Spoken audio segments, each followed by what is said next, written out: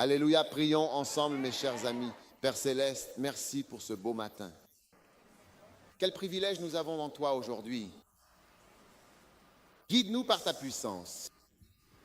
Levons nos mains vers Jésus. Demandons au Seigneur de vous donner le Saint-Esprit. Demandez le Saint-Esprit. Seigneur, donne-moi le Saint-Esprit. Remplis-moi de sagesse. Remplis-moi d'intelligence. Remplis-moi de l'esprit de révélation.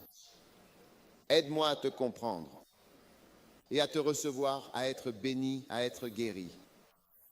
Merci pour ta bénédiction pour chacun d'entre nous. Seigneur, aujourd'hui, alors que nous sommes ici ce matin, nous savons que tu nous as déjà touchés. Nous recevons ta grande bénédiction au nom de Jésus. Et tout le monde a crié Amen. Que Dieu vous bénisse. Vous pouvez vous asseoir. Êtes-vous heureux d'être à l'église ce matin? Très bien. Ce matin, je voudrais que vous ouvriez avec moi à 2 Puissance chapitre 1 et nous allons regarder certaines choses importantes, amen, qui sont clairement et pleinement mentionnées dans la Bible.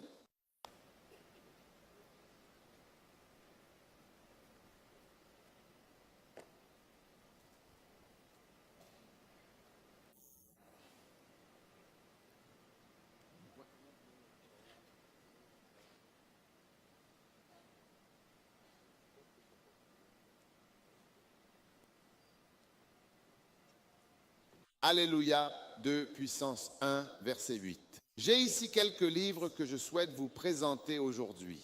Je prêche à partir de mon livre, beaucoup sont appelés. Je ne sais pas ce qui se passe ici. Et celui-ci, modèle mariage. Combien de personnes souhaitent avoir un bon mariage? Combien veulent être bénis? Vous savez, le mariage, ce n'est pas aussi simple que cela paraît dans le livre de la Genèse, en réalité. Dans la Genèse, Adam et Ève vivaient heureux pour toujours dans un jardin. N'est-ce pas vrai? Allô, vous êtes là? Mais le mariage, après que Dieu l'a institué, devait être une chose vraiment merveilleuse et absolument parfaite. Mais ce qui s'est passé, c'est que l'homme est tombé malheureusement. Et cela a tout changé de manière significative. Donc, ce que cela signifie maintenant, c'est que nous ne saurons jamais vraiment à quoi le mariage était censé ressembler. Parce qu'à l'origine, le mariage était entre 2 personnes sans péché. 2 personnes parfaites dans le jardin. Ils n'avaient jamais péché auparavant. Il n'y avait aucun démon dans leur vie. Aucun serpent ne les a mordus auparavant. Ils vécurent heureux pour toujours. Oh, waouh! Puis le serpent entra insidieusement dans le jardin, apportant avec lui une ombre menaçante. Tu as compris. Et mordit Adam et Ève. Et ils étaient maintenant profondément empoisonnés. Et leur vie entière a été empoisonnée. Nous avons donc maintenant 2 êtres humains blessés qui tentent de vivre heureux ensemble. Vous pouvez aisément l'imaginer. Pouvez-vous imaginer 2 voitures endommagées qui participent à une course ensemble? Premièrement, les roues sont endommagées et deuxièmement, le moteur est endommagé. Tu vois que parfois l'une prend de l'avance, l'autre tombe en panne, ça ne marche pas. L'une va plus vite, l'autre va plus lentement. C'est ça. Et donc nous ne saurons probablement qu'au paradis à quoi cela aurait vraiment dû ressembler. Ouais, vraiment, c'est ça en fin de compte.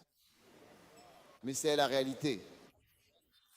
Parce que le mariage a été introduit dans la Genèse, chapitre 1 et 2.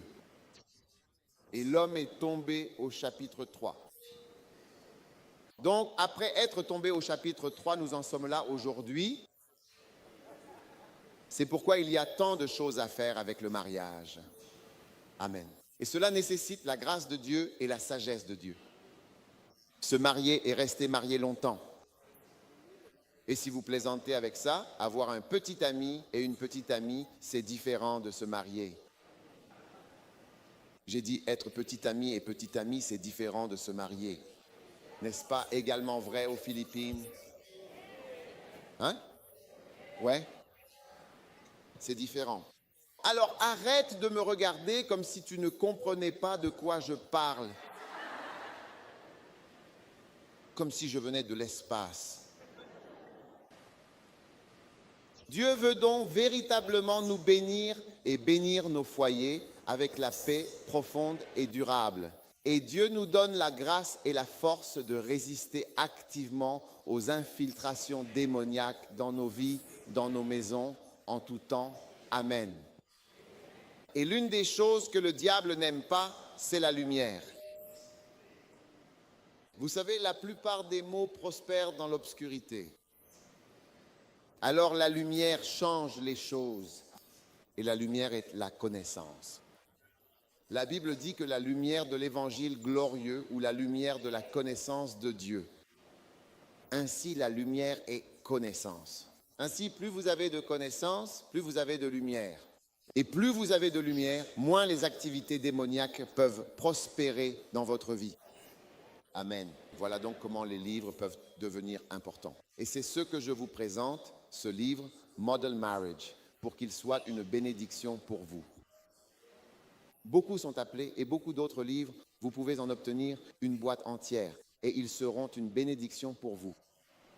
Un jour, une dame m'a dit, je n'aime pas lire, mais j'arrive à lire vos livres parce qu'ils sont très simples et aussi ils sont présentés sous forme de points.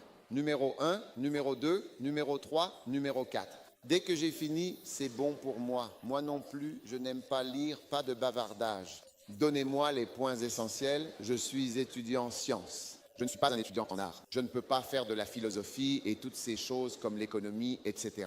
Je ne fais que de la science. Les livres seront donc une grande bénédiction pour vous. Amen. Bien? Alors ce matin, je veux partager avec vous ce qu'est la fécondité. Amen. Et je sais que Jésus va vous rendre fructueux. 2 Power, chapitre 1 et verset numéro 8 du verset 5. Verset 5, lisons attentivement ce passage important.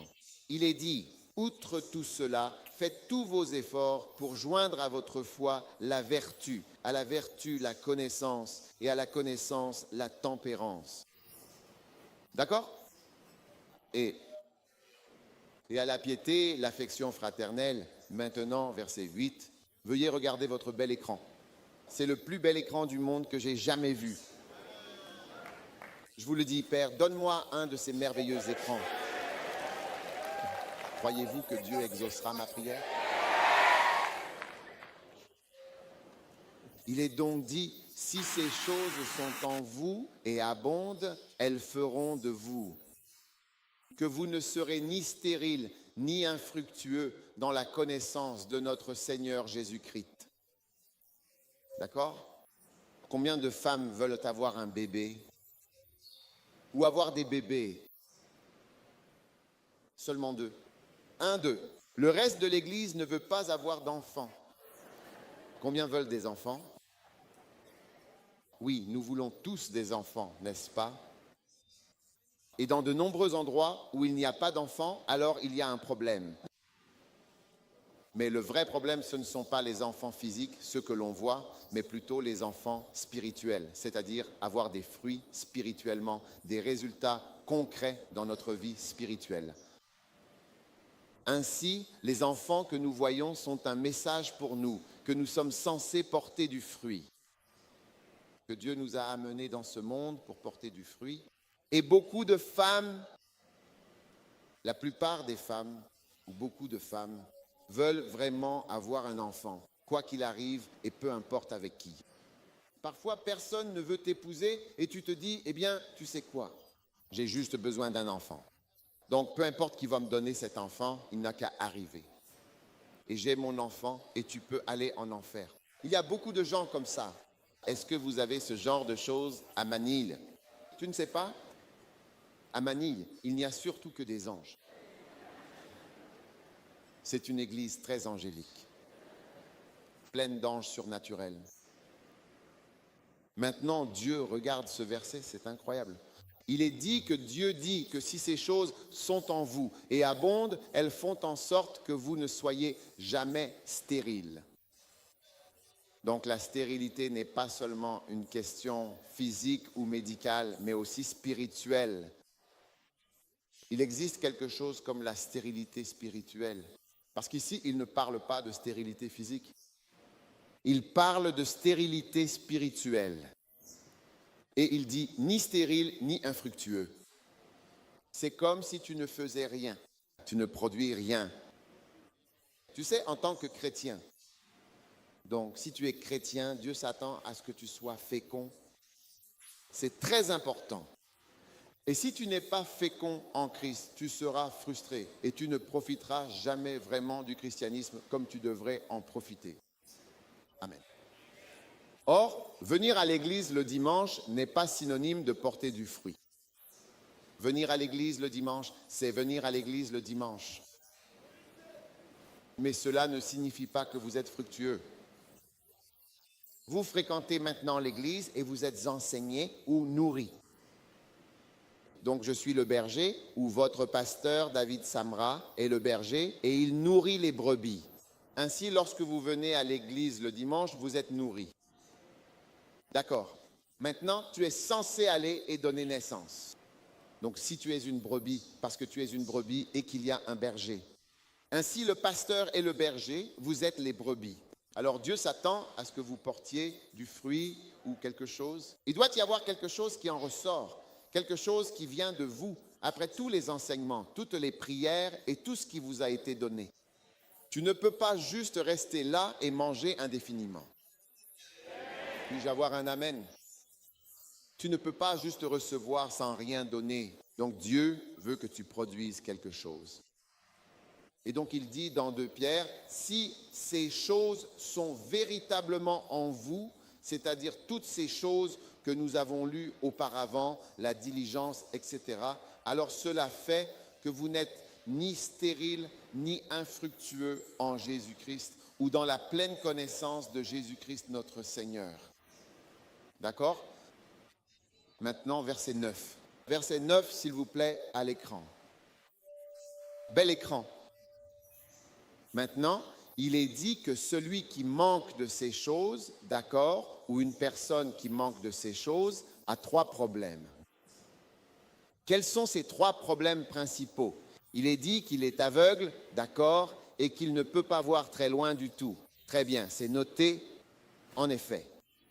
Et il a oublié qu'il a été entièrement purifié de tous ses péchés passés.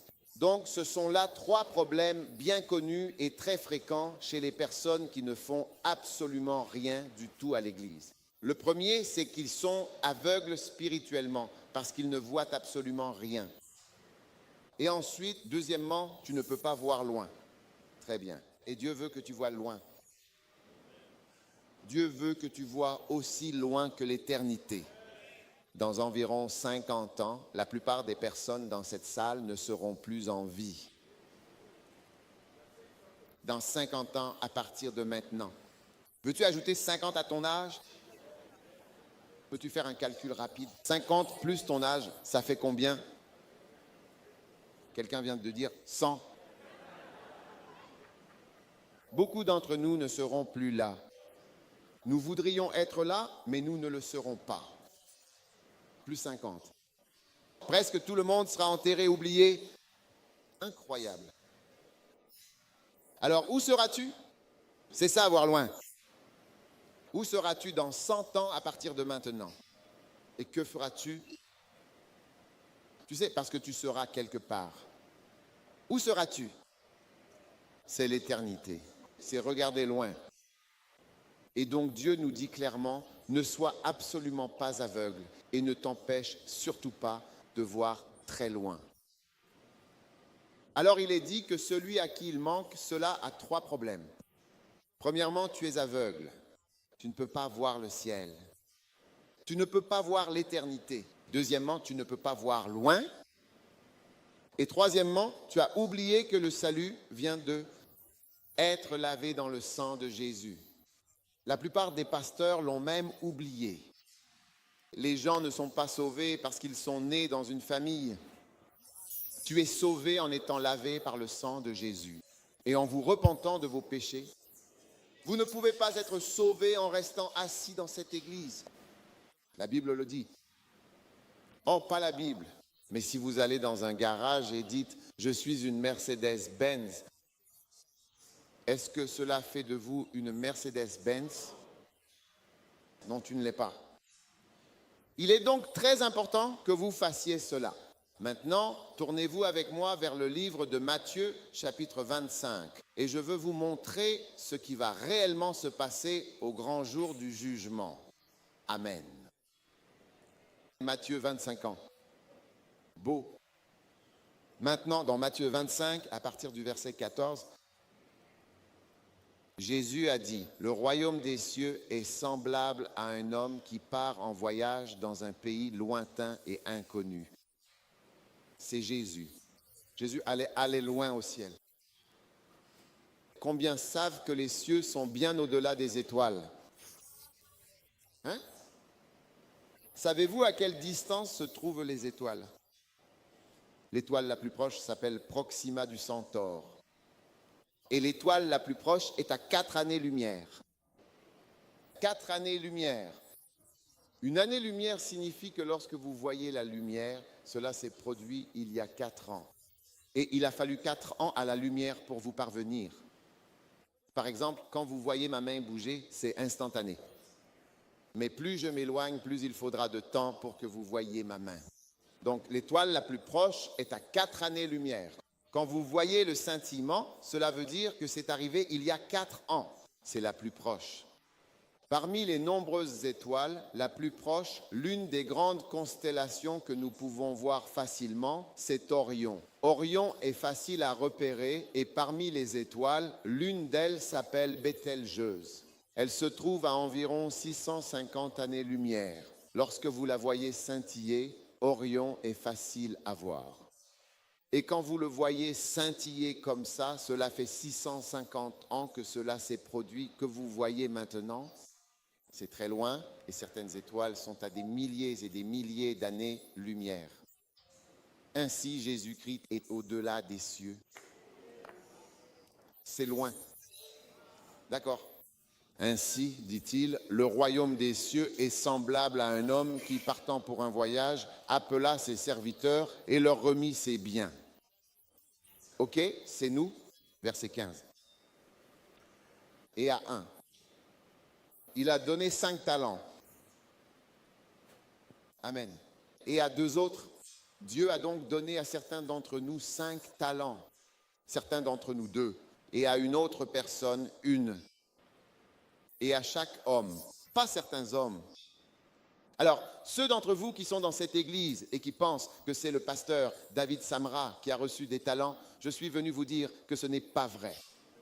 Chaque homme a reçu des talents. Dites, chaque homme, y compris vous. Amen. Agitez la main si vous êtes encore en vie. Je dis que vous avez également reçu un talent. Très bien, et Dieu va vous interroger sur vos talents. Un jour, il va dire, « Bonjour, quel est votre nom, monsieur ?»« Johnny. » Un jour, vous vous tiendrez ainsi devant Jésus. Et il va te demander, « Johnny, ouais, lève-toi. Je t'ai donné 3 talents. » Ouais, 3 talents.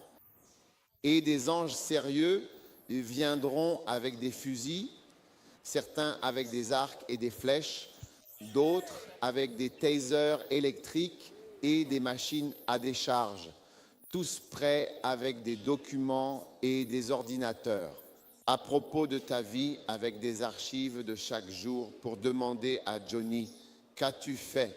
Et quand tu parles, il passe à la vidéo. Mais le 2014, voici ta vidéo de juillet. Nous appelons l'ange de 2013, 2012, 1999. Et tout va se dérouler. Oui, je te le dis, regarde, tu n'en croiras pas tes yeux. Mais avant, nous ne savions pas à quel point. Maintenant, tu peux envoyer photos, données, informations, mémoire, tout est très avancé et ce genre de mémoire existe déjà au paradis. Ça fonctionne là-bas depuis des années. Alors Johnny, prépare-toi pour le jugement, assieds-toi. Tout le monde ici doit se préparer pour le jugement. Préparez-vous à répondre à de grandes questions. À propos des talents qui vous ont été donnés, quand je dis talent, je ne parle pas de chanter. Le talent est quelque chose que Dieu te donne pour que tu l'accomplisses pour lui. Certains de ces talents concernent le chant. Ce sont des talents de chant, mais ce n'est pas le seul talent. Les gens pensent, oh, ceux qui sont talentueux sont ceux qui savent chanter et ceux qui savent jouer. Ce n'est qu'un seul talent. Dieu attend quelque chose de chacun de nous. Alors pourquoi les gens n'obéissent-ils pas ou n'utilisent-ils pas leur talent? Numéro 1, la première et principale raison, c'est la peur, tout simplement et profondément. D'accord? Et vous pouvez voir cela très clairement dans Matthieu 25, verset 25. Lorsque les disciples ont commencé à répondre à la question de savoir pourquoi l'homme qui n'avait pas du tout utilisé ses talents, vous voyez qu'au verset 25, ils lui ont demandé « Pourquoi n'as-tu pas utilisé les talents précieux que je t'ai donnés, ceux que je t'ai confiés et que tu aurais dû faire fructifier ?» D'accord. Le verset 24 dit, lisons le verset 24. Alors celui qui n'avait reçu qu'un talent s'approcha et dit, « Seigneur, je savais que tu es un homme dur qui moissonne où tu n'as pas semé. Et tu rassembleras là où tu n'as pas marché. » Waouh!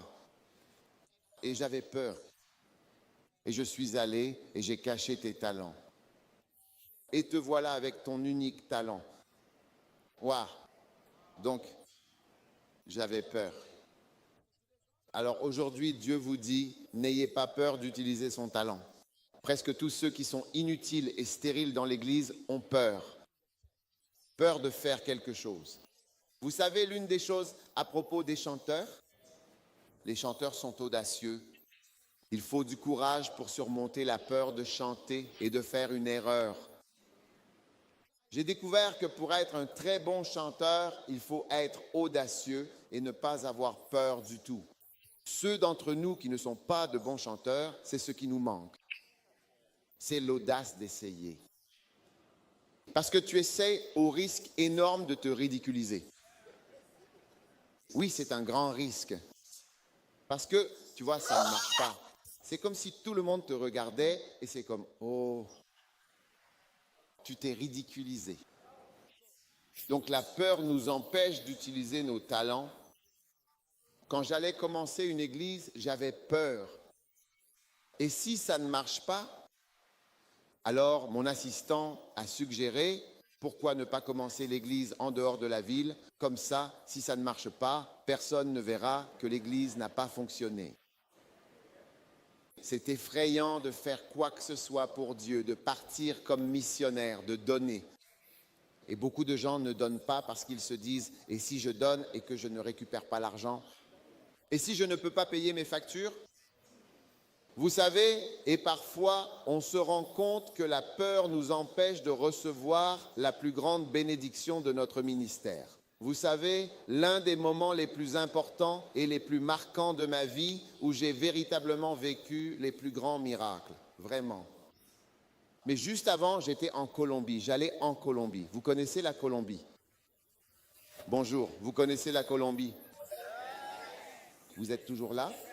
Vous avez sommeil?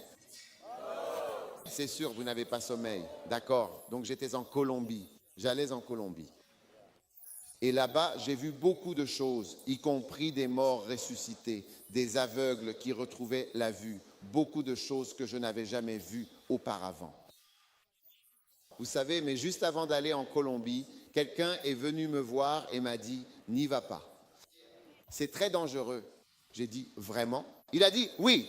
Il y a 2 semaines, un pasteur a fini de prêcher et il a été tué dans son église. Un prêtre catholique célébrait la messe. Il a été tué dans l'église. » J'ai dit « Vraiment ?» J'ai immédiatement envoyé un message à la personne qui m'avait invité.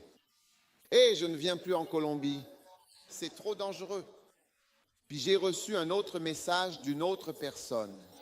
Ils ont dit, non, c'est très dangereux, n'y va pas. J'ai dit, très bien, je ne viens pas. Jamais au revoir la Colombie. Donc, pendant le vol, je volais, j'étais dans un avion, puis je me suis endormi. Certains des rêves les plus puissants sont les plus courts. Ils sont chargés de révélations parce que tu te réveilles et alors Dieu t'a parlé. Et dans l'avion, j'étais assis, tu sais, coincé dans mon siège et je me suis brièvement endormi. Puis j'ai fait un rêve. Et dans le rêve, Dieu m'a montré quelque chose. Trop long à dire. Mais à la fin, j'ai clairement vu dans le rêve que j'avais vraiment peur et j'avais très peur d'y aller, de m'y aventurer.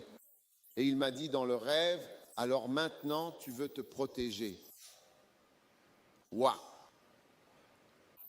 Dès que je me suis réveillé, j'ai changé d'avis. Dans l'avion, j'ai dit, j'irai.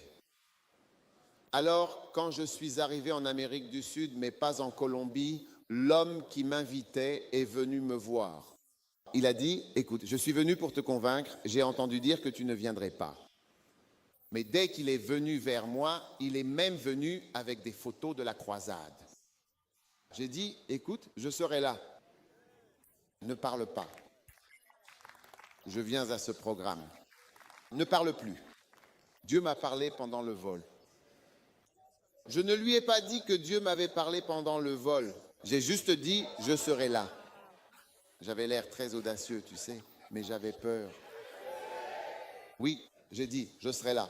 Pas de problème. Je serai là. Ne t'inquiète pas. Vas-y toi. Je viendrai. Je viendrai demain ou après-demain. Alors je suis allé en Colombie. Quand je suis arrivé, je vous assure, j'ai été accueilli à la porte de l'avion par 2 soldats armés de mitraillettes. J'ai pensé qu'ils cherchaient quelqu'un. Ils m'ont demandé mon nom. Ils ont dit en espagnol, « Êtes-vous votre nom ?» J'ai dit, « Moi, oui. » « Pourquoi êtes-vous des soldats? Qui cherchez-vous? » Qu'est-ce que j'ai fait? Et les soldats m'ont emmené, mitraillette à la main. Je n'ai même pas passé par l'immigration. On m'a fait sortir. Ensuite, je suis monté dans une voiture blindée. Vous voyez, je n'étais jamais monté dans une voiture blindée. Vous savez ce que c'est, une voiture blindée? Je vais vous en montrer une. Vous voyez, les vitres normales sont comme ça, mais là, le verre est comme ça, épais. Oui, et le chauffeur qui conduisait avait une arme. Alors, quand je suis monté dans la voiture, j'ai dit, « Seigneur, tu vois, c'est un endroit très dangereux. Pourquoi m'as-tu amené ici pour me tuer? C'est ce que je redoutais et c'est en train d'arriver. » Mais le Seigneur m'encourageait. « Prends ton temps, je vais te bénir ici. » Alléluia. Arrivé à l'hôtel, ils m'ont conduit à ma chambre. Dans la chambre, un long couloir, un grand hôtel. Arrivé à la chambre, ils ont dit, « Attends, ne viens pas. » J'ai dit, « Pourquoi ?» Ils ont dit, « Attends. » Puis ils sont repartis. Ensuite, ils ont ouvert la porte, comme dans un film, comme James Bond. Oui, ils ont ouvert la porte, puis ils sont entrés dans la chambre. Ensuite, ils sont allés sous le lit. J'ai dit, « Que se passe-t-il? » Quel est le problème? Je suis juste venu prêcher. Ils voulaient vraiment le faire. Sous le lit, c'est sécurisé, tu peux y entrer. Quand je suis entré, j'ai dit, « Seigneur, qu'as-tu fait? Pourquoi m'as-tu amené dans cet endroit? » Alors, le soir venu, c'était véritablement l'heure d'aller à la croisade. Quand je suis finalement sorti de ma chambre d'hôtel, il y avait là des motos équipées de talkies-walkies et de mitraillettes, prêtes à l'action. Une scène assez inattendue. Ils m'entouraient. Au moins 20 soldats. Ouais. J'ai dit, Seigneur, pourquoi? Et j'ai été emmené sur le terrain de la croisade, un grand stade, 100 000 personnes. Et j'ai prêché. Il y a eu beaucoup de miracles. Je n'avais jamais vu de tels miracles à ce moment-là de ma vie, l'année 2000. Et Dieu a agi puissamment et je suis resté là 5 nuits. Quand j'ai terminé, j'ai vu des morts ressuscités. Toute la ville, tout s'est répandu. Ils ont amené des ambulances. Il y avait à un moment plus d'ambulances que de voitures. Ils amenaient des morts, les déposaient devant la scène. Quand je suis arrivé, les soldats m'ont dit un mort, mais 3 jours avant, ils avaient mis un mort près de la scène pour que je le ressuscite. Parce que les morts étaient ressuscités pendant la croisade, les aveugles, il y en avait tellement. C'était comme si guérir un mal de tête, être aveugle, c'est comme avoir un mal de tête lors de cette croisade. Dieu me montrait les plus grandes choses que j'avais jamais vues dans mon ministère jusqu'à ce moment-là. Mais vous voyez, la première chose qui m'a attaqué, c'était la peur. Ne pars pas quand j'aurai fini. Tous les soldats sont venus autour de moi avec leurs fusils et leurs motos. Et ils avaient une radio. Ils avaient l'habitude de toujours parler. 5, 5, 5 carrés. Cela veut dire en espagnol 5. Ils ont le code 5, simple, 5, 4, 5, 5. Tu dis toujours simple, simple, simple. Simple, simple, qu'est-ce que ça signifie? Que se passe-t-il? Hein? Tous les soldats m'ont entouré, il y en avait une vingtaine, ils ont dit. Nous n'avons jamais vu quelque chose comme ça. Nous voulons donner nos vies à Jésus. Je les ai tous conduits à Jésus. Alléluia.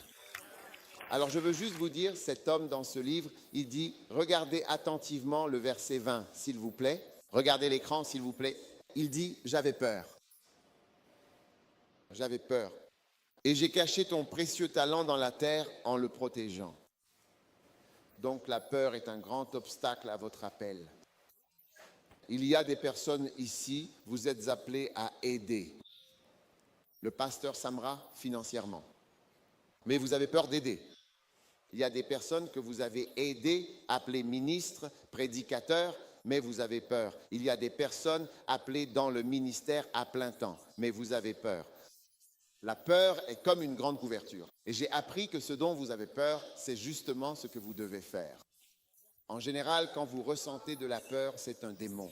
Parce que la Bible dit dans 2 Timothée 1,7 que Dieu ne nous a pas donné un esprit de peur. La peur est un esprit. Ce n'est pas une humeur, ce n'est pas une attitude, ce n'est pas un sentiment, c'est un esprit, c'est un démon. Et vous devez aller à l'encontre de cela, affronter ce que vous craignez. Oui. Dieu vous sauvera et vous bénira abondamment lorsque vous apprendrez à avancer. Même la peur est un signe de ce que vous devez faire. Ouais. Et tu vois, la peur, c'est ce que les animaux, les animaux se déplacent surtout en sentant. Ils sentent, ils flairent, ils peuvent te sentir. Et quand tu as peur, quand l'animal a peur, il dégage une certaine odeur. Et c'est cela que les lions et les autres animaux perçoivent, la peur. Et ils la sentent. Et ils suivent, même les serpents. Les serpents ne voient pas, mais ils peuvent ressentir. As-tu déjà vu un serpent lever la tête pour voir qui est là? Ils ne regardent pas, ils sont juste sous terre comme ça. Et ils savent où se trouve la peur, et ils viennent vers la peur. Ceux qui ont peur, 30 000 personnes suivaient Gédéon. 22 000 d'entre elles avaient peur. Si tu as peur, retourne chez toi. 22 000 avaient peur. On peut ressentir la peur chez les gens que Dieu a appelés à faire des choses, et Dieu envoie, et tu peux sentir la peur. La plupart des gens sont paralysés par la peur. J'ai peur de servir Dieu, j'ai peur de faire le pas, j'ai peur de faire ce à quoi Dieu m'a appelé. Et c'est pour cela que la plupart des gens restent assis à ne rien faire. Tu crois que le pasteur David Samuel n'avait pas peur quand il est venu aux Philippines? Il a dû avoir peur. Nous avons tous peur, mais c'est justement ce dont nous avons peur que nous faisons. Et quand vous le faites, vous commencez à voir de grandes choses, parce que c'est ta vocation, cachée derrière le voile de la peur. Je te vois t'élever et je te vois avancer. Et je te vois accomplir de grandes choses pour Jésus. Alléluia. Amen. La deuxième raison importante, telle que décrite dans Matthieu 25, verset 24, est la suivante. La raison pour laquelle les gens n'utilisent pas pleinement leur talent se trouve précisément dans ceci. Il s'agit d'une recherche de panne. Recherche de panne. Une attitude vraiment critique. Es-tu toujours là? Remarquez comment cet homme, celui à qui on avait donné un talent et qui n'a rien fait, c'est le seul qui a trouvé des reproches à faire au maître. Et regardez ce qu'il a dit à propos du maître. Il a dit, je sais que tu es un homme dur, ce qui n'est pas très gentil à dire. Est-ce une chose gentille à dire? Je sais que tu es un homme dur. Je veux dire, pourquoi penser à quelqu'un de façon négative? Et puis il dit, tu moissonnes là où tu n'as pas semé. Ce qui veut dire que tu es un voleur. Parce que si je récolte ce que je n'ai pas semé, je vais dans un champ et je vais récolter des ananas, ou je vais récolter des pommes, ou je vais récolter du maïs que je n'ai pas planté. Quelqu'un d'autre a planté le maïs et moi je vais le récolter. Ne suis-je pas un voleur? Je le suis. Est-ce que je ne vole pas ce que quelqu'un d'autre a planté? Donc il dit, je te connais. Tu es premièrement un homme dur. Deuxièmement, tu récoltes ce que tu n'as pas semé et tu moissonnes ce que tu n'as pas planté, en fait, c'est-à-dire vraiment. Et troisièmement, tu rassembles et organises des choses qui ne t'appartiennent pas. Voilà donc l'une des caractéristiques du chrétien stérile. Les gens qui ne font rien sont ceux qui trouvent à redire sur tout et sur tout le monde. Vous ne verrez jamais une personne fructueuse chercher la faute chez les autres. Une personne fructueuse ne voit pas les défauts. Depuis le premier jour où j'ai rencontré votre pasteur, je l'ai rencontré il y a 20 ans. J'ai été vraiment attiré par lui, en fait. Je l'ai trouvé le plus intéressant et le plus captivant de tous. Et quels mots précis et appropriés puis-je utiliser pour décrire cette fascination que j'ai ressentie? C'est la personne qui m'a semblé le plus me bénir lors de la Church Growth Conference. Il y a environ une vingtaine d'années, quand j'ai commencé à aller à CGI. Oui, je l'ai trouvé vraiment très intéressant, plutôt inhabituel, et j'ai toujours sincèrement souhaité qu'on lui demande de prêcher. Je n'ai pas cherché à lui trouver des défauts. Vous voyez, mais on peut voir quelqu'un et la première chose qu'on fait, c'est de chercher ce qui ne va pas chez cette personne. C'est pour cela que vous êtes stérile. C'est pour cela que vous n'êtes rien. Vous ferez tout pour ne rien être. Vous vous asseyez et la première chose que vous faites, c'est de voir ce qui ne va pas. Qu'est-ce qui ne va pas dans cette prédication? Qu'est-ce qui ne va pas dans sa façon de parler? Qu'est-ce qui ne va pas dans sa façon de chanter? Avec le sujet, avec l'exemple. Qu'est-ce qui ne va pas avec ça? Pour tout, vous trouvez quelque chose qui ne va pas. Ah, tu es un homme dur. Tu aurais dû être plus gentil. Tu es trop dur. Tu es aussi comme ça. Tu es comme ça. Tu trouves quelque chose qui ne va pas dans tout. Nous prions pour les malades. Tu trouves quelque chose qui ne va pas là-dedans. C'est pour ça que tu ne seras jamais fécond. Tu trouves quelque chose qui ne va pas chez tout le monde. Tu sais, moi, je suis béni par les gens du passé. Quand les gens prêchent, je me sens béni et heureux. Je ne les regarde pas comme ça. Mais si tu veux regarder avec un œil négatif, tu verras quelque chose qui ne va pas partout. Pourquoi parle-t-il comme ça? Pourquoi prêche-t-il comme ça? Pourquoi se tient-il ici? Pourquoi pointe-t-il vers nous? Parce que Dieu pointe vers toi, ne me regarde pas. Les gens qui trouvent des défauts ne servent à rien dans l'Église. C'est cet homme-là, celui qui n'a rien fait. C'est lui qui voyait quelque chose qui n'allait pas dans tout. Tu vois, Benzine, tu trouves quelque chose qui ne va pas. Regarde, il y a quelque chose qui ne va pas chez tout le monde. Quelque chose ne va pas avec la guérison. Pourquoi n'essaies-tu pas aussi de le faire? Pourquoi n'essaies-tu pas aussi de faire quelque chose? Quand tu auras fait 100 fois ce que je fais, alors tu pourras parler. Pourquoi n'essaies-tu pas de faire ça? Essaye de le faire. Essaye de faire tout ce que tu critiques. Pourquoi tu ne le fais pas tout simplement? Ouais? Tu trouves quelque chose qui ne va pas, mon église, commence une église et voyons. Tu sais, un pasteur, il était étudiant à l'époque. Et chaque fois que des gens venaient prêcher à l'école, ils trouvaient quelque chose qui n'allait pas. Et il a dit, vous savez, un jour j'aurai l'occasion de prêcher avec puissance. Tout le monde saura que je suis puissant. Alors un jour, le prédicateur invité n'est pas venu. Et ils vinrent l'appelait venir prêcher. Et il dit alors, aujourd'hui, je montrerai au peuple ma grande puissance et ma prédication éloquente. Went. Kayla. Il monta donc à la chaire quand il fut temps de prêcher et il commença à prêcher. Il n'avait jamais prêché auparavant, il s'était contenté de s'asseoir, de critiquer et d'analyser. Et il commença avec puissance. Il prêcha de tout son cœur, de toutes ses forces, prêchant, criant, transpirant. Lorsqu'il eut terminé son travail, il regarda attentivement l'heure et vit que seulement 5 petites minutes s'étaient écoulées. Et il lui restait 45 minutes à prêcher.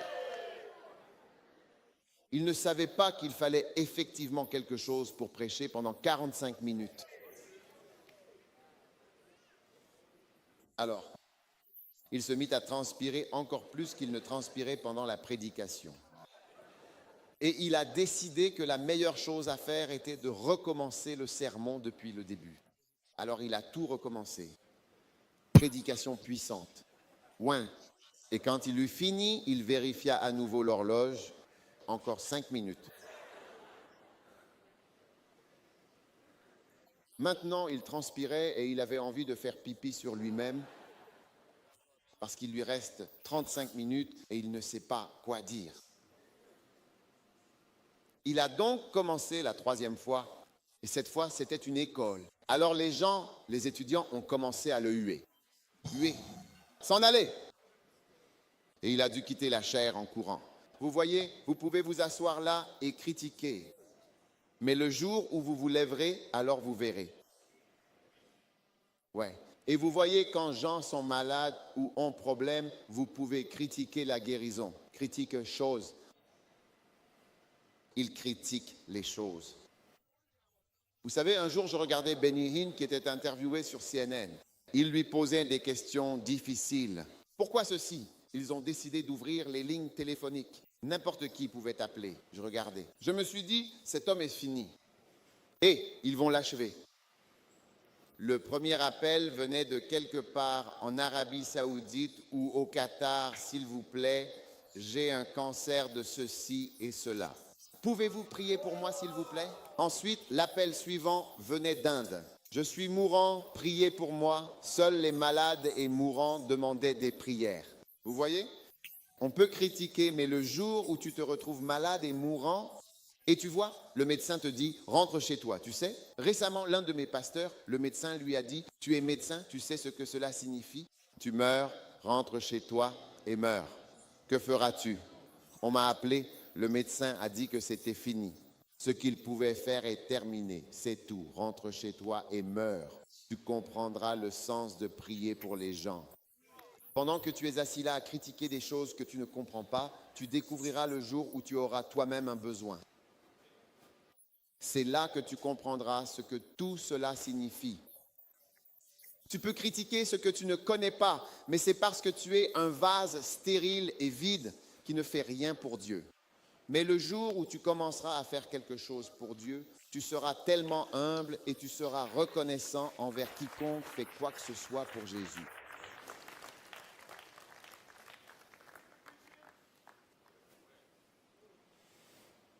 Beaucoup d'entre vous n'ont pas apprécié le pasteur David Samra comme vous auriez dû le faire. Oui. Tu es dans l'église, mais tu critiques. Au lieu d'être reconnaissant, tu cherches les défauts. Et cela te frappe de stérilité. Pourquoi n'essaies-tu pas d'aller dans un autre pays? Hein? Pourquoi ne vas-tu pas aussi dans un autre pays? Va en Mongolie et reste-y pour le reste de ta vie. Pourquoi ne vas-tu pas au Bangladesh et ne te donnes-tu pas au Bangladesh? Je vais aller au Bangladesh pour y rester en tant que jeune homme. Pourquoi ne fais-tu la même chose? Et voyons voir, au lieu de parler. Tu parles de choses que tu ne comprends pas. Pourquoi ne vas-tu pas au Sri Lanka et ne te donnes-tu pas en disant « Me voici, Dieu va m'utiliser pour prêcher et bâtir une église ». Pourquoi ne fais-tu pas aussi quelque chose au lieu de t'en parler? Le vide, ce sont les tonneaux vides qui font le plus de bruit. Ce n'est pas dans la Bible, mais c'est vrai. Dois-je le répéter? Je dis, ce sont les tonneaux vides qui font le plus de bruit. Ce n'est pas dans la Bible, mais c'est vrai.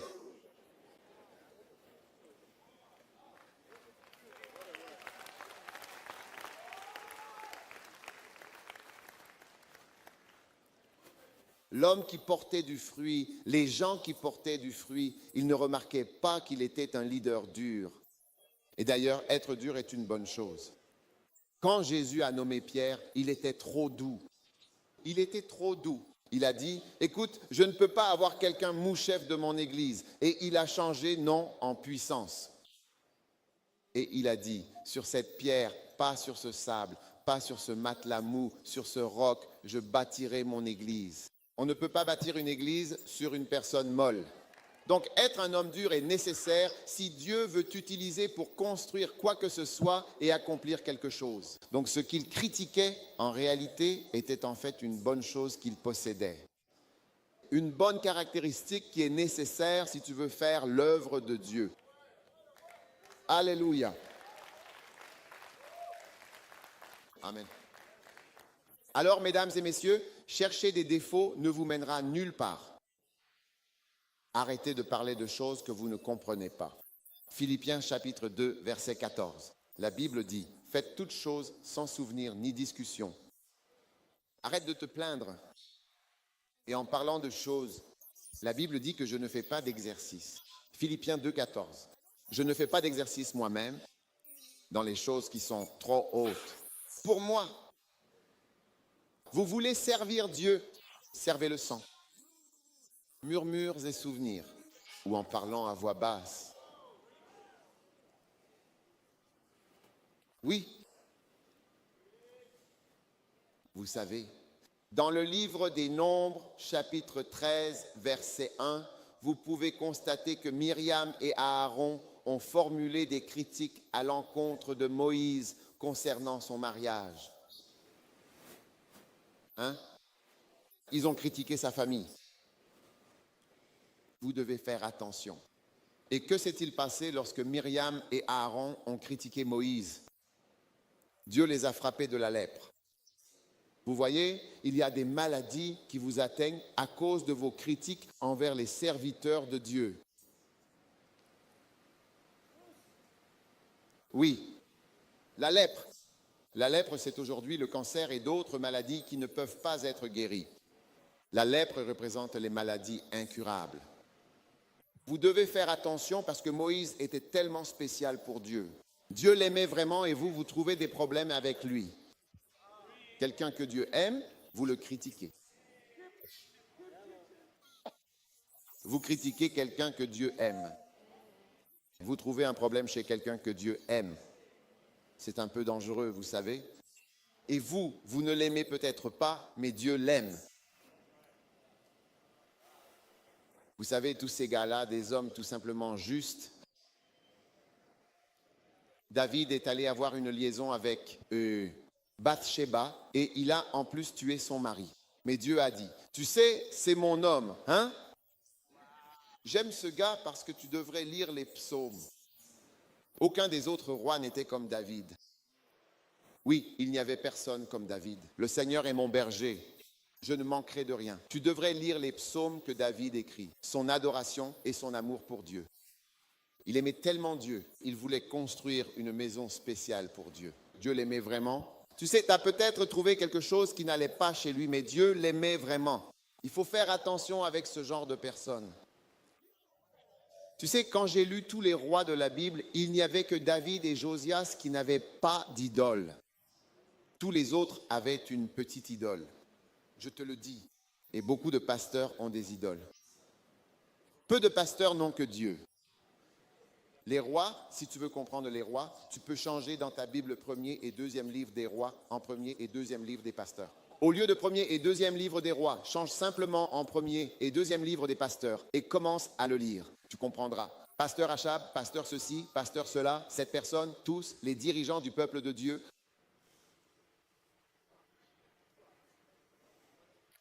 À part David, tous les autres avaient été quelque chose de petit qu'ils adoraient aussi, un petit Dieu personnel, et Dieu aimait vraiment David. Il a dit, voici mon homme, mon véritable serviteur. Tu sais, il a des problèmes, mais il reste fidèle.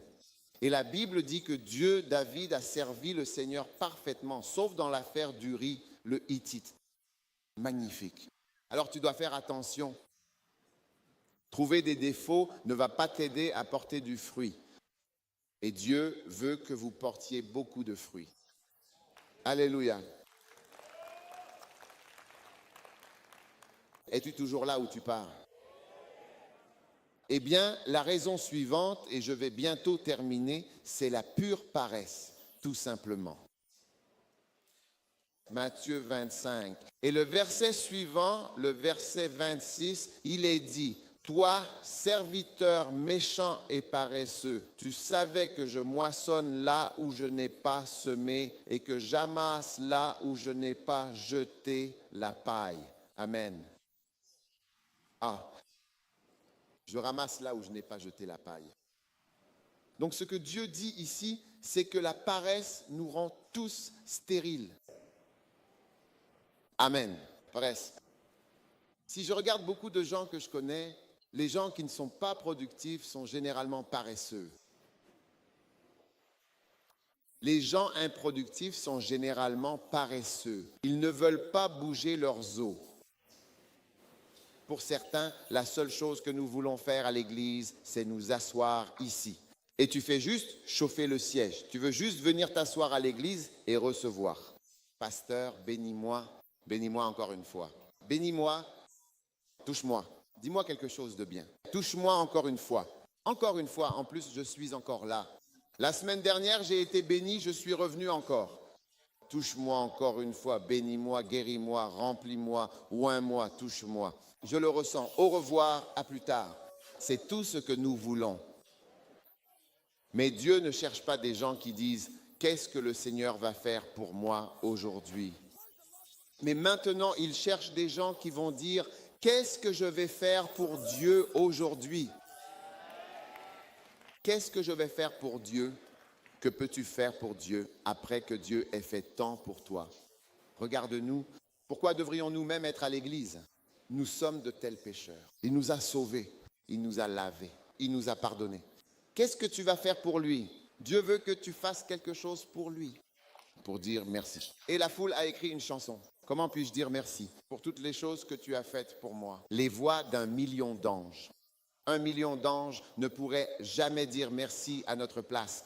Seule notre vie. Vous savez, une fois j'ai dit au Seigneur, comment puis-je te dire merci? Et j'ai dit, je ne sais pas comment dire cela. Je ne sais pas où poster ma lettre.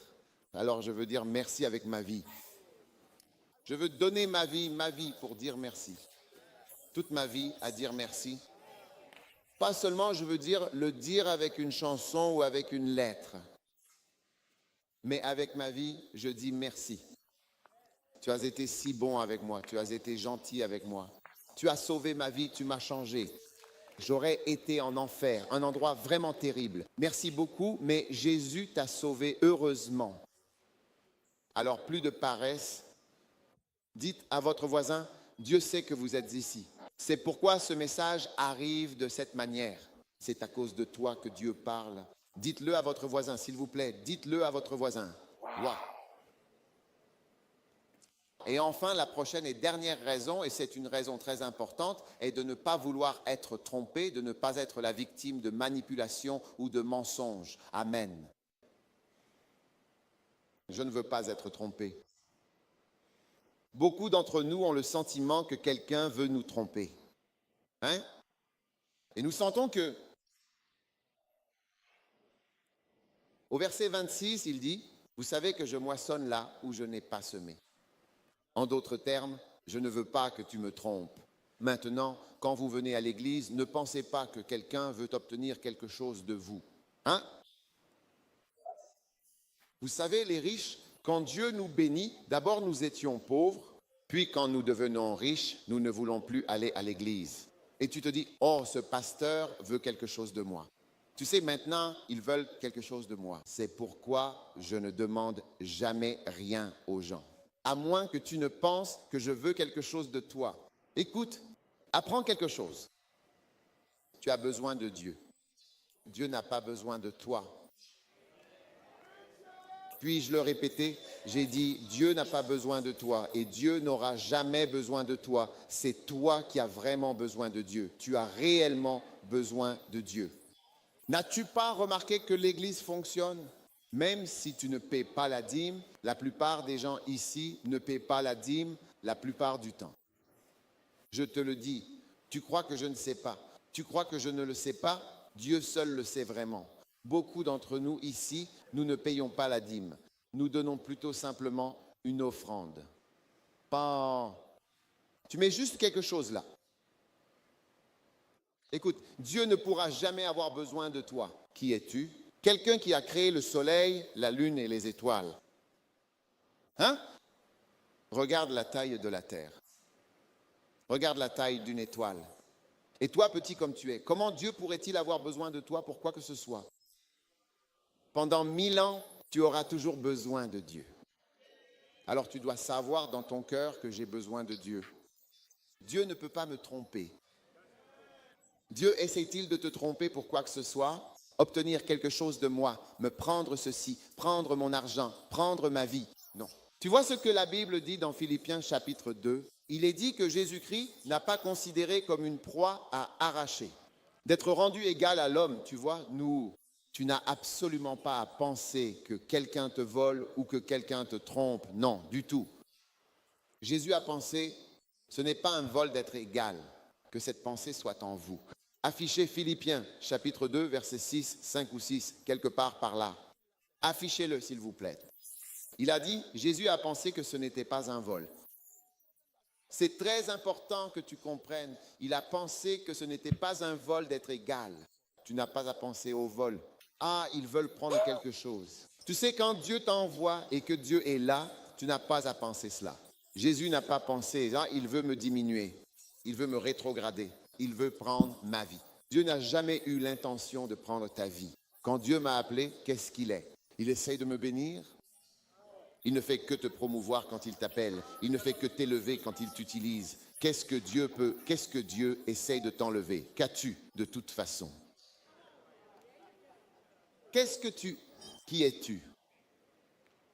Et pourquoi penses-tu que quelqu'un essaye de t'enseigner quelque chose ou que Dieu, le créateur de tout, essaye de te guider? Tu crois que l'Église essaye de prendre quelque chose? Non, ne pense pas comme ça, tu sais. Il y avait un homme riche, il faisait partie du conseil d'administration d'une église. Il était membre du conseil. Et le pasteur est venu et a dit, tu sais, j'aimerais que nous nous développions. Mais, tu vois, parce qu'il était un homme riche, il savait que, quoi qu'il arrive, on allait lui demander de donner. Et il savait que ça finirait par arriver. Alors, il n'en voulait pas. Donc, quand ils sont venus à la réunion du conseil, il a dit, non, non, ce n'est pas un bon plan. Je veux dire, il a parlé et ils ont annulé le projet. Il a dit, non, qu'ils aillent dans d'autres branches ou qu'ils aillent ailleurs. Mais ce n'est pas nécessaire de faire cela. Mais cet homme avait 2 petites filles.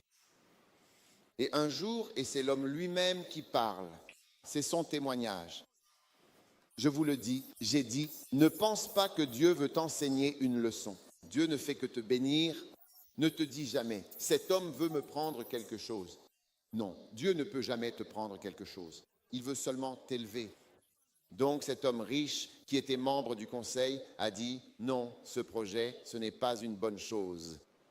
Maintenant, c'est l'homme lui-même qui parle. Il a dit qu'il avait construit une maison sur une colline, une belle maison. C'est l'homme lui-même qui donne ce témoignage. Et il a dit, quand ma maison a été terminée, j'ai emmené mes 2 petites filles à la maison sur la colline pour leur montrer qu'il avait construit une nouvelle maison. Allons voir la maison. Alors qu'il montait à la colline, ces petites filles, avec des voix pleines d'espoir, ont dit, « Papa, cher papa, est-ce qu'on peut avoir une glace, s'il te plaît ?» Papa, on veut une glace. Et cet homme riche, ce membre du conseil d'administration, le membre du conseil de l'église, qui pensait que quelqu'un voulait le tromper, quelqu'un veut lui prendre son argent, quelqu'un veut lui prendre quelque chose. Il a dit de sa propre bouche à l'église. Il a dit, j'ai arrêté ma voiture parce qu'il y avait de la glace. Et j'ai dit à mes enfants, faites attention. Quand vous traversez la route, faites attention.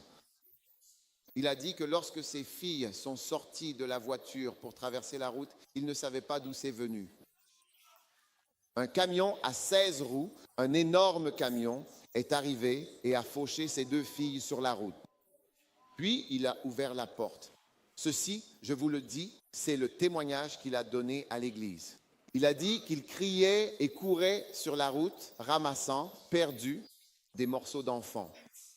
Et il a dit qu'en courant sur la route, il a entendu la voix de Dieu. Dieu a dit, tu ne voudrais pas me construire une église, tu ne voudrais pas construire mon église, mais tu construis ta propre maison. Tu veux construire ta propre maison sur la montagne. Mais quand il s'agit de ma maison, quand il s'agit de mes affaires, tu l'as rejeté et tu as arrêté. Mais quand il s'agit de ta propre maison, tu l'as construit. Maintenant, va dans ta maison. Il ramassait les morceaux du corps de ses enfants sur la route. Dieu n'essaie pas de te tromper. Dieu essaie seulement de te bénir. Ceci est son propre témoignage. Ceux d'entre nous qui s'assoient à l'église, qui arrêtent l'œuvre de Dieu, qui la bloquent indirectement ou directement, qui entravent le travail, qui parlent contre votre pasteur, qui critiquent ce que Dieu fait, vous devez faire attention.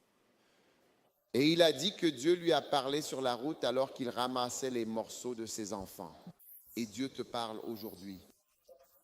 Tu t'assois à l'église. Tu ferais mieux de t'impliquer, de te lever et d'utiliser ton talent et de ne pas empêcher l'œuvre de Dieu d'avancer. Dieu veut que tu sois fécond. Et Dieu veut que tu le serves. Et il y a des gens ici.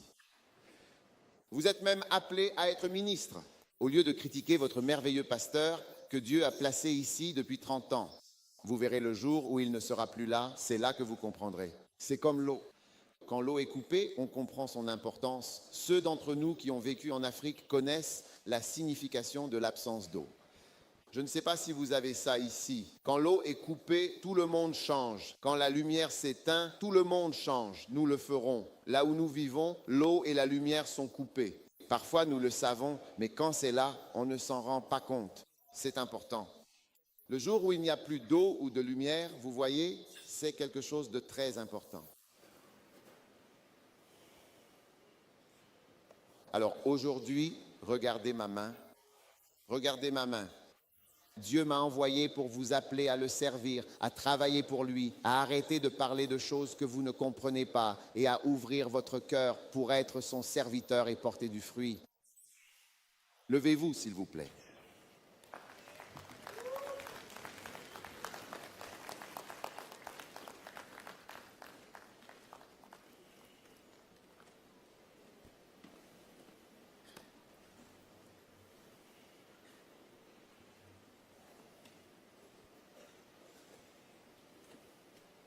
Que toutes les têtes s'inclinent et que tous les yeux se ferment un instant. Dieu vous appelle à la fécondité, à le servir. Vous êtes ici ce matin. Je veux donner votre vie à Jésus.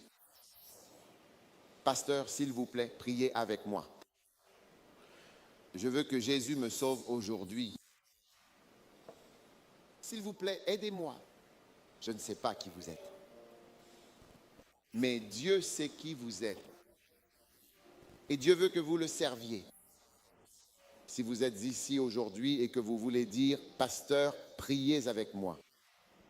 Je veux donner ma vie à Jésus. Je veux naître de nouveau. Je ne veux pas aller en enfer. C'est une opportunité. Et je vais prier spécialement avec vous. Je vais faire 2 prières. Voici la première. Pasteur, je veux donner ma vie à Dieu aujourd'hui. Priez pour moi. Priez avec moi. Je ne veux pas aller en enfer. Jésus m'a envoyé pour vous inviter à venir à la croix. Vos péchés seront pardonnés ce matin. Et vous irez au ciel. Lorsque vous recevez Jésus comme votre sauveur, si vous êtes ici aujourd'hui et que vous voulez donner votre vie à Jésus-Christ, pasteur, priez avec moi. Je veux donner ma vie à Dieu. Je veux naître de nouveau. S'il vous plaît, aidez-moi à connaître Jésus comme mon sauveur. Si vous êtes dans ce cas, levez la main droite et je vais prier avec vous. Levez-la bien haut comme ceci. Levez-la simplement haut. Que Dieu vous bénisse en haut partout. Je veux que Jésus vienne dans ma vie. Je veux naître de nouveau. Je ne comprends même pas tout à fait, mais je veux Jésus. Je veux que mes péchés soient pardonnés. Je veux accepter Jésus comme mon sauveur. Alors votre main doit être levée. Je vois toutes vos mains levées, haut, partout. Que Dieu vous bénisse. Si vous avez levé la main, si vous voulez donner votre vie à Jésus, vous voulez naître de nouveau, je veux que vous fassiez encore une chose. Venez vers moi depuis l'endroit où tenez. Venez avec la main levée. Venez jusqu'ici. Je veux prier avec vous. Donnez votre vie. Venez ici. Je veux prier avec vous juste ici. Venez, venez, venez à Jésus. Que Dieu vous bénisse, que Dieu vous bénisse. Venez, venez juste devant. Allez-y, allez-y. Venez vous tenir ici, s'il vous plaît, tout de suite, maintenant. Je veux donner ma vie à Dieu. Je veux que Jésus me sauve. Allez, mon cher ami, allez, descendez d'en haut, venez. Nous vous attendons avec impatience. Venez, c'est un jour de salut et de grande bénédiction. Venez à Dieu ce matin. Donnez-lui votre vie et votre cœur, car il vous attend les bras ouverts pour vous accueillir dans son amour infini.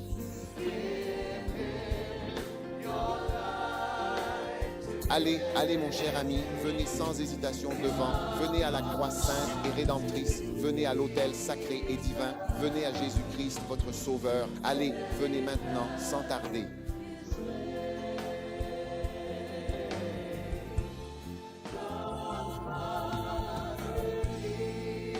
Je veux donner ma vie à Dieu. Je ne veux pas aller en enfer. S'il vous plaît, priez avec moi, s'il vous plaît. Aidez-moi à recevoir Jésus comme mon sauveur. Allez, mon ami, venez d'en haut. Venez du fond. Allez, nous attendons. Laissez-le agir comme il veut. Applaudissez-les. Applaudissez-les pendant qu'ils viennent. Encouragez-les. Je veux donner ma vie à Dieu. Jésus, donne-lui ta vie.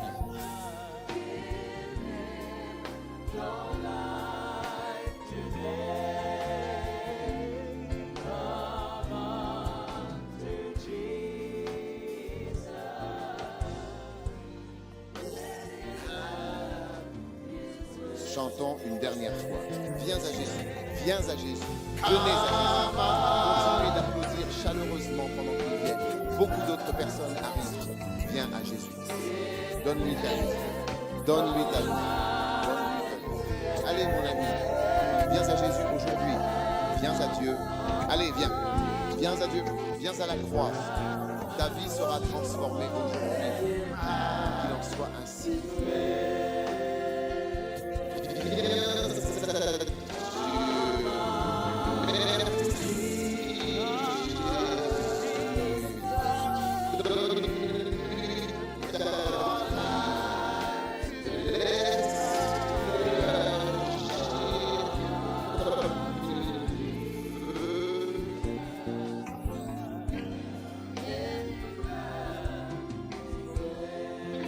Maintenant, que chaque tête s'incline, que chaque œil se ferme un instant. Écoutez, avant que je prie, il y a encore des personnes ici. Vous ne connaissez pas Dieu, vous savez. Quand vous vous rendez à l'aéroport, il arrive parfois que vous entendiez une annonce distincte et claire. Ici, Philippines Airways, vol 589. Ceci est l'appel final pour l'embarquement. Dernier appel. Vol à destination de Singapour. Dernier appel.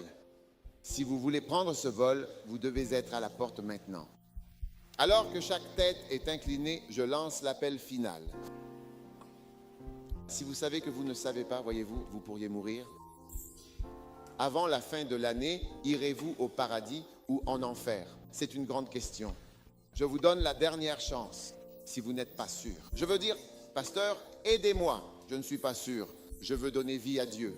Je veux mes péchés pardonnés. C'est votre dernière chance. Les portes se ferment, le soleil se couche, la porte se referme.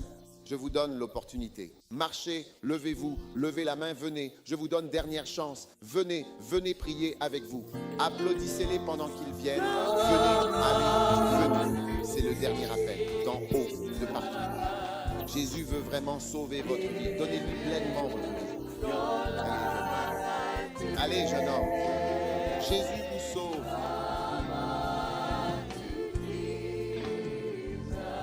Laissez-le faire à sa façon.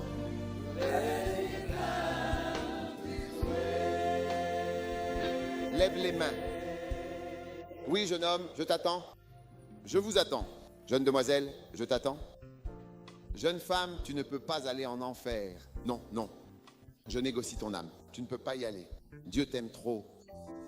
Je dis que tu ne peux pas aller en enfer. C'est ta chance. Venez à la croix. Venez à Jésus. Jeune homme, Dieu te sauve aujourd'hui. Toutes les mains levées, lève les mains, et nous tous dans la congrégation. Oui, d'autres arrivent. Allez, continuez à venir. Je négocie ta vie. Chaque vie est en jeu. Il ne s'agit pas, je veux dire, d'argent ou de dollars ou quoi que ce soit. C'est ta vie, ton âme, ton âme. Allez, jeune fille, viens, viens. Applaudissez-les quand ils arrivent. Applaudissez-les. Encouragez-les. Jésus est en train de vous libérer. Maintenant, levons tous les mains pendant que nous faisons cette prière. Dis, Jésus, Jésus, s'il te plaît, pardonne-moi. S'il te plaît, pardonne-moi pour mes péchés. Je suis un pécheur. Je sais que je suis un pécheur. Mais aujourd'hui, je te demande humblement, s'il te plaît, pardonne-moi, purifie-moi, mon Dieu. Lave-moi avec ton précieux sang rédempteur. Aujourd'hui, en ce jour béni, j'ouvre pleinement mon cœur à ta divine présence. Je reçois humblement Jésus comme mon sauveur personnel, comme mon maître bien-aimé et mon Seigneur éternel. S'il te plaît, écris mon nom dans le livre de vie. S'il te plaît, je te prie humblement, écris mon nom dans le livre de vie aujourd'hui même. Merci. Merci Jésus de m'avoir sauvé et de m'avoir accueilli dans ton amour. S'il te plaît, accepte-moi comme ton enfant. S'il te plaît, lave-moi, purifie-moi, pardonne-moi. Pardonne-moi. Pardonne-moi. Dis, pardonne-moi tous mes péchés, toutes mes transgressions et toutes mes iniquités. Je reçois Jésus-Christ comme mon sauveur personnel et mon Seigneur de ma vie, mon guide et mon maître. Merci Père de m'avoir sauvé aujourd'hui. Maintenant, levez votre main droite, juste votre main droite comme ceci et dites après moi, Satan. Satan. Au nom de Jésus. Au nom de Jésus. Au nom de Jésus. Je te trouve. Dis Satan. Je te lis au nom de Jésus. À partir d'aujourd'hui, j'appartiens à Jésus. Je servirai Jésus. J'appartiens à Jésus. Je servirai Jésus. Maintenant, levez vos deux mains et dites merci Jésus. Dites je t'aime Jésus. Je te remercie de m'avoir sauvé et de m'aimer au nom précieux de Jésus. Et tout le monde a crié Amen, Alléluia. Quelle immense bénédiction, quelle véritable bénédiction. Maintenant, vous tous qui êtes venus en avant pour donner votre vie à Jésus, vous tous ici devant, c'est la très grande bénédiction pour vous tous. C'est le grand miracle. Amen. Il y a de nombreuses années, j'ai donné ma vie à Jésus. Je l'appelle le jour du salut heureux. Je suis si heureuse d'être sauvée. Et je remercie Dieu de m'avoir sauvée. Et aujourd'hui, tu es sauvé. Dis, je suis sauvé. Je suis né de nouveau. Je suis béni. Amen. Alors, ils retournent à leur place? De retour à leur place. D'accord. Que Dieu te bénisse. Vous pouvez retourner à vos places. Applaudissez-les. Magnifique. Applaudissez ces âmes merveilleuses, si nombreuses. Dimanche matin, très tôt. Quel magnifique et béni dimanche matin. Alléluia. Alléluia. C'est vraiment un jour de joie et de profonde gratitude. Maintenant, beaucoup d'entre nous ici présents. Quand je prêchais, vous avez profondément senti que vous ne faisiez absolument rien à l'Église ou rien du tout pour le Seigneur. Mais aujourd'hui, vous voulez véritablement donner votre vie pour servir Dieu, très sérieusement. Dites Amen. Si vous êtes ici dans ce cas et que vous croyez que Dieu vous appelle à le servir, certains d'entre vous sont dans le ministère de différentes manières, mais vous ne l'avez pas fait. Mais vous voulez le faire à partir de maintenant pour servir Dieu, que ce soit comme pasteur, comme chrétien ou autre, pour servir le Seigneur. À partir d'aujourd'hui, je veux que vous avanciez et je vais prier pour vous dans un instant. Alors si vous êtes ici et que vous ressentez, Seigneur, envoie-moi, utilise-moi. Alors je veux que vous avanciez rapidement. Venez devant et je vais prier avec vous. Me voici. Envoie-moi. Me voici. Envoie-les. Me voici. Envoie-moi. Venez, venez vite, vite, vite, venez. Vous avez été à l'église, vous ne faites pas grand-chose, vous ne faites rien. Mais vous voulez que Dieu vous utilise, que Dieu vous envoie et vous bénisse. Amen. Comme il vous envoie et il utilise. Oui, il y a des gens ici aussi, vous savez, Dieu veut vraiment vous utiliser pour aider les finances, le ministère de l'Évangile. Il a un plan pour vous. Vous n'avez pas permis au Seigneur, mais aujourd'hui, Dieu dit, vous dites dans votre cœur, je veux servir Dieu. Au ministère, lève les mains, prions. Père, merci pour tous ceux qui sont venus, qui ont touché leur vie, qui les ont utilisés puissamment. Merci de bénir chaque main levée. Envoyez-les, Seigneur, jusqu'aux extrémités du monde et utilisez-les. Je prie pour chaque main levée, Seigneur. Ce que cela signifie, c'est que j'abandonne tout. Qu'ils soient maintenant utilisés par vous, je vous prie. Envoyez-les aux nations du monde. Utilisez-les. Bénissez-les alors qu'ils vous trouvent et qu'ils vous suivent. Merci, Jésus. Lève simplement les mains. Oh oui. Dieu t'a cherché pour t'utiliser. Merci, Jésus. Reçois la grâce de Dieu. Dieu va t'utiliser merveilleusement. Reçois-la. Dieu va t'utiliser. Et Dieu va t'utiliser dans le ministère. Jeune homme, le Seigneur va t'utiliser pour le servir. Jeune femme, Dieu va t'utiliser. Tout le monde dans la congrégation, levez les mains. Même si beaucoup d'entre vous ne sont pas venus, vous devriez être ici. Dieu va t'utiliser. Dieu va t'utiliser. Recevez-le maintenant. Jésus, merci. Merci. C'est beau. Prends-le. Pouvoir. Le pouvoir circule. Jésus, merci. Mon Dieu. C'est quoi là-bas? Là-bas, Shiva. Shum Samsibok. Oui. Recevez la grâce de Dieu. Recevoir. Ça coule. Merci. Merci pour toutes ces personnes. Merci de les utiliser. Oui. Oh, merci beaucoup. Merci vraiment. Puissance, flux. Merci sincèrement d'avoir élevé un évangéliste si dévoué et inspirant. Merci d'avoir élevé vos serviteurs. Reçois-le. Le pouvoir circule.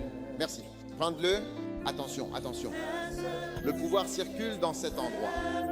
Recevez la grâce de servir Dieu. Que vos dons soient utilisés par le Seigneur pour sa gloire et son œuvre. Prends-le maintenant. Puissance coule, Jésus, merci. Ça coule. Utilise-les, Seigneur, utilise-les. Merci beaucoup. Oh oui, je tiens vraiment à vous exprimer ma plus sincère gratitude. Merci infiniment pour votre aide précieuse et votre soutien. Je vous suis profondément reconnaissant pour tout ce que vous avez fait. Merci beaucoup. Tu dis, Seigneur, par tes grands pouvoirs, merci infiniment. Recevez la grâce de Dieu. Recevez la grâce de Dieu. Recevez la grâce de Dieu. Gloire. Jésus, merci. Merci de l'avoir utilisé. Seigneur, que ta puissance et Dieu soient dans l'amour. Merci beaucoup pour votre immense grâce. Merci infiniment pour votre divine grâce. Recevoir encore et toujours. Le pouvoir circule. Reçois-le. Prends-le. Jésus. Merci mon Dieu. Merci d'avoir utilisé ce homme. Mon Dieu. Oh oui, ça coule. Grâce. Oui. Coulez, rivière, coulez. Coule, rivière, coule. Puissance. Makabona Bachada Baba.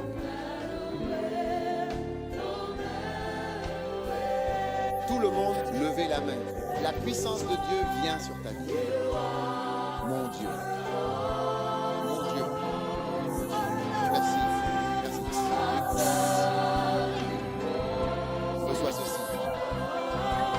Reçois la grâce abondante et merveilleuse de Dieu. Ça coule sans cesse. La puissance divine brille de toute sa splendeur. Jésus, merci infiniment. Mon Dieu tout-puissant, mon Dieu d'amour, mon Dieu de miséricorde, mon Dieu de gloire. Merci du fond du cœur de les avoir utilisés comme des instruments précieux pour ta gloire éternelle et pour la manifestation de ta puissance incommensurable. Merci. Quelle bénédiction.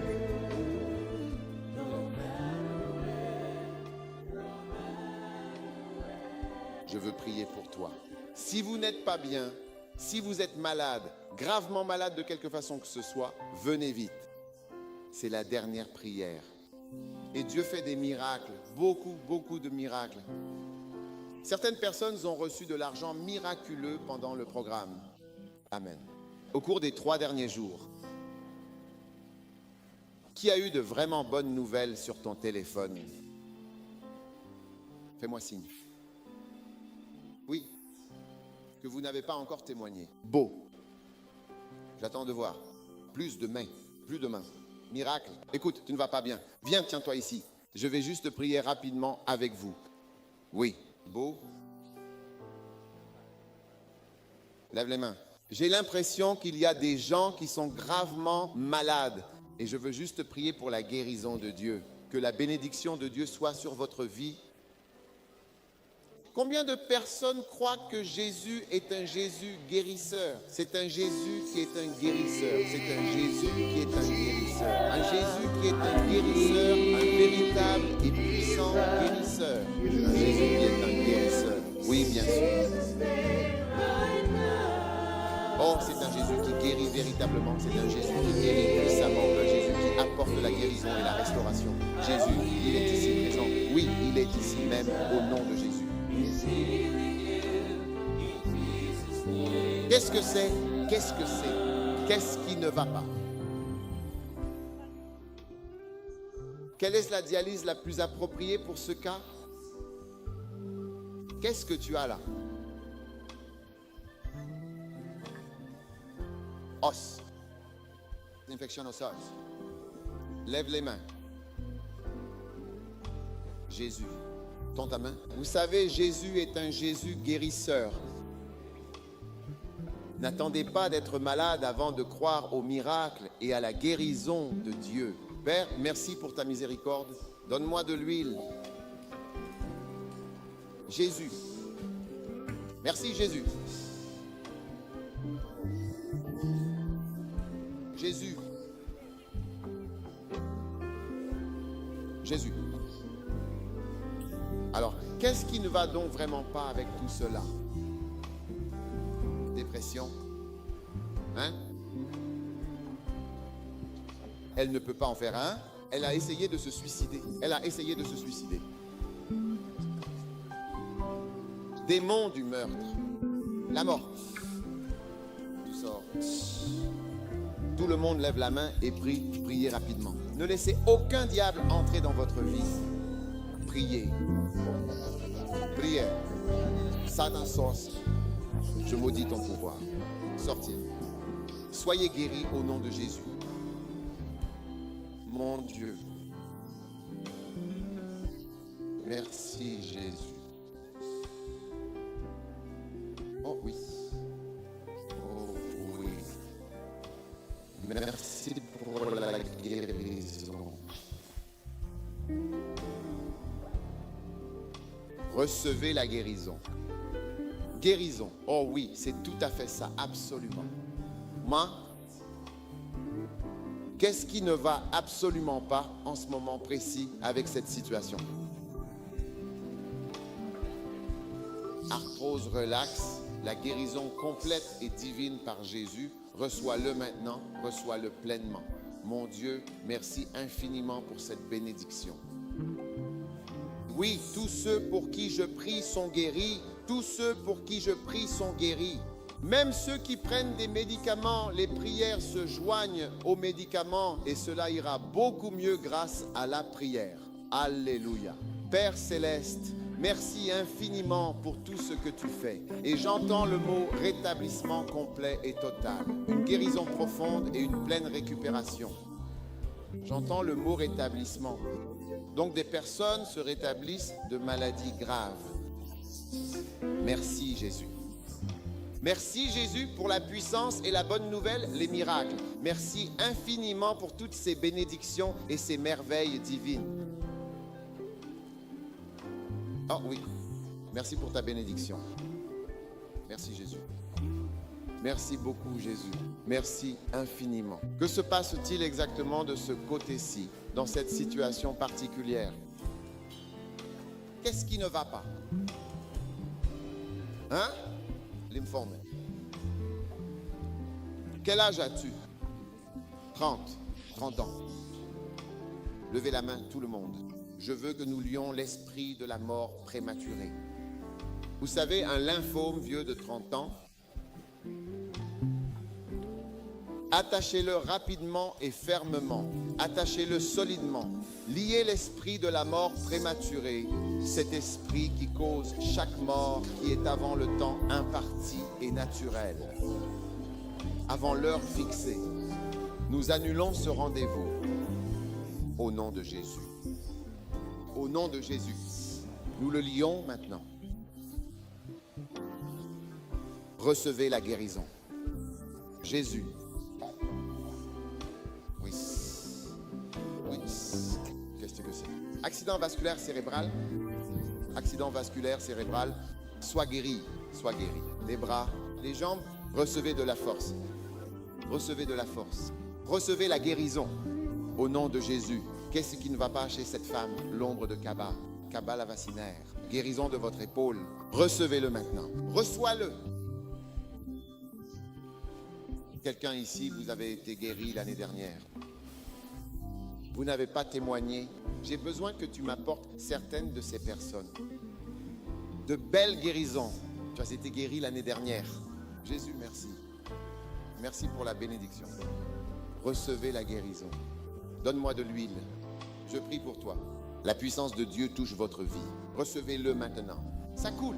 Jésus, merci. Prends-le. Prends-le, Koba. C'est quoi là-bas?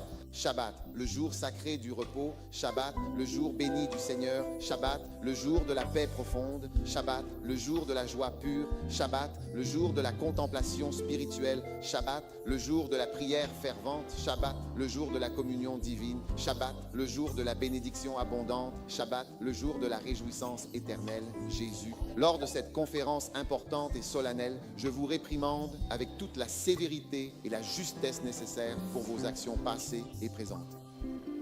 Au nom de Jésus, mon Dieu, qu'est-ce qui ne va pas exactement chez cette dame? Je me le demande vraiment avec une grande curiosité et une certaine inquiétude. Cancer du sein, cancer du sein. Lève les mains. Combien savent que seul Jésus peut guérir tous ces cancers? Kaloma Sitaraba. Alors, qu'est-ce qui ne va pas? Cancer du sein, cancer du sein. Deuxième étape, main au lama. Lève ta main. Priez pour chaque sein. Chaque femme, posez la main sur votre poitrine, s'il vous plaît. Père, merci pour la guérison, la protection contre les démons qui volent dans l'atmosphère. Esprit tueur, nous les brisons, nous les lions, nous les rejetons, nous les bloquons. Esprit tueur, esprit tueur, esprit tueur. Esprit tueur, nous disons donc, retourne, retourne, retourne maintenant en enfer. Retourne d'où tu viens. Nom de Jésus, nous te rejetons. Au nom de Jésus, sois guéri. Reçois-le, reçois-le. Qu'est-ce qui ne va pas? Cancer du sein, soyez guéris au nom de Jésus. Mon Dieu, c'est quoi celui-là? Cancer du poumon, cancer du poumon. Directement avec ton cœur, tu peux ressentir une connexion profonde et sincère. Une mort prématurée est une tragédie inattendue. Qu'est-ce qui ne va pas exactement chez toi pour que tu réagisses ainsi? Le cancer du sein est une maladie grave et dévastatrice. Tes beaux cheveux ont complètement disparu. Oh Jésus, c'est vraiment incroyable. Recevez la guérison. Recevez la guérison complète et divine par Jésus-Christ, notre Seigneur et Sauveur.